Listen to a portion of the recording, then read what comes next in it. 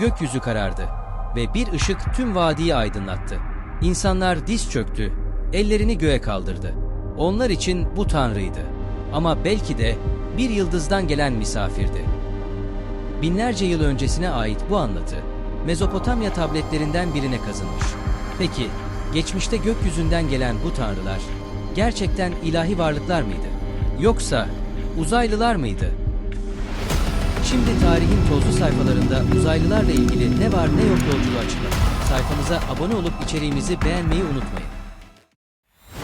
İlk uygarlıklar, Sümerler, Antik Mısırlılar, Hindular ve Mayalar hepsinin ortak bir noktası vardı. Tanrıların gökten geldiğine inanıyorlardı. Sümer tabletleri, gökten gelen Anunnaki adında varlıklardan bahseder. Hindistan'daki Mahabharata destanı, gökte uçan Vimana adlı araçları tanımlar. Mısır hiyeroglifleri, ışık saçan tekneler ve yıldızlardan inen varlıklar betimlemeleriyle doludur. Peki bu kadar farklı coğrafyada aynı anlatıların benzerlik göstermesi bir tesadüf mü? 1968'de Erich von Däniken, Tanrıların Arabaları adlı kitabında çarpıcı bir teori sundu. Tanrı sandıklarımız aslında uzaylılardı.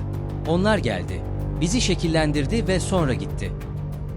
Teoriye göre uzaylılar insanlara tarımı ve yazıyı öğretti.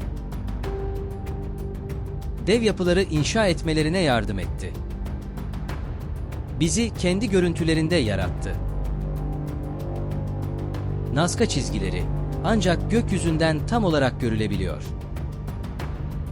Puma Punku'da sanki lazerle kesilmiş gibi duran dev taş bloklar var. Dendera Tapınağı'nda ampule benzeyen objeler hiyerogliflerle resmedilmiş. Bu yapılar günümüz teknolojisi olmadan nasıl inşa edildi? Yalnızca yapılar değil, insan bedeni ve zihni de bu teorinin merkezinde. İnsan DNA'sı, evrimsel sıralamada bazı bölgelerde atlamalı sıçramalar göstermektedir.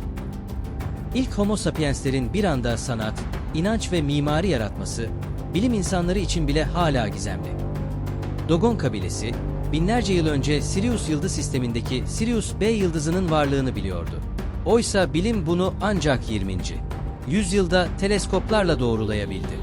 Dogonlara bu bilgi nereden geldi?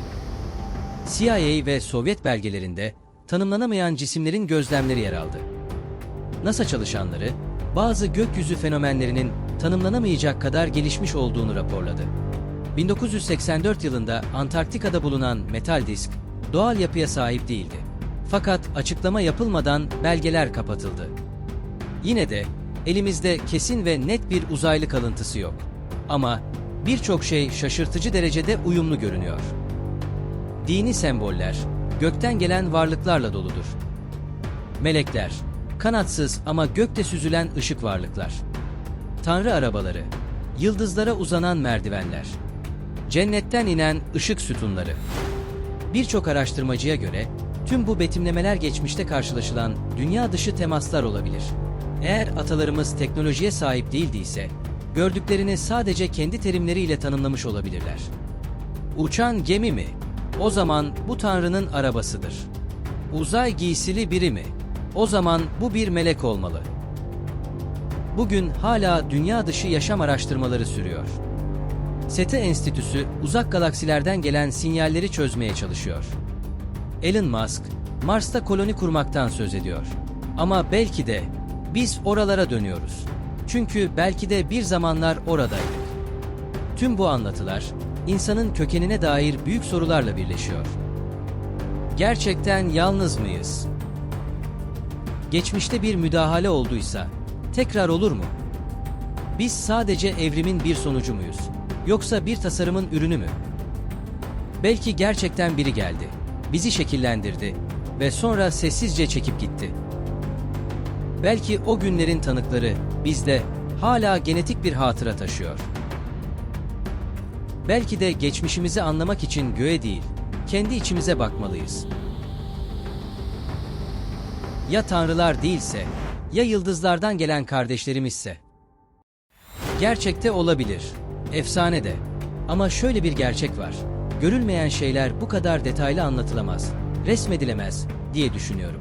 Sen de yorumlarda düşüncelerini paylaşırsan, Sevinirim, bizi izlediğin için teşekkür ederiz.